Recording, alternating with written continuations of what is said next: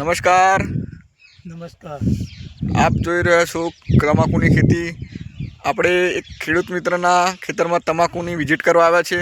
તો એમને જે ખેતી કરી છે તમાકુની, તો એમાં એમણે શું ટ્રીટમેન્ટ કરી છે અને રિઝલ્ટથી એમનો કેવો અનુભવ છે, તો આપણે એમને વાત કરીશું.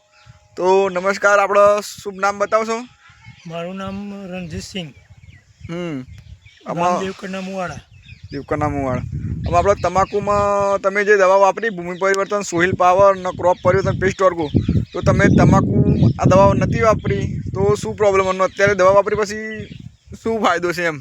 આ તમાકુમાં જ્યારે દવા નથી વાપરી ત્યારે એનો વિકાસ નહોતો, પછી એની ગ્રીનરી નથી. હા. પછી આપણે તમારો કોન્ટેક કર્યો. પછી આપણે દવા લીધી એમ. પછી ભૂમિ પરિવર્તન, સોઇલ હેલ્થનું આપણે ડ્રિંચિંગ કર્યું. ડ્રિંચિંગ કર્યા પછી અઠવાડિયા પછી આપણે સ્પ્રે માર્યો.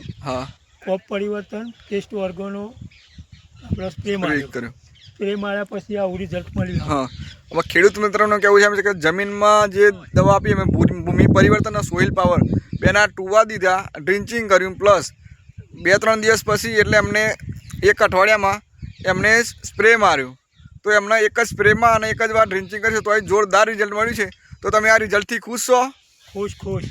અને તમે બીજા ખેડૂતોને શું સલાહ આપવા માગો છો? બસ આપણે ખેડૂતોને એ સલાહ કે આ દવા વાપર્યા જેવી છે, ખરેખર વાપરવી જોઈએ. એક વખત ટ્રાય કરો તો ખબર પડે.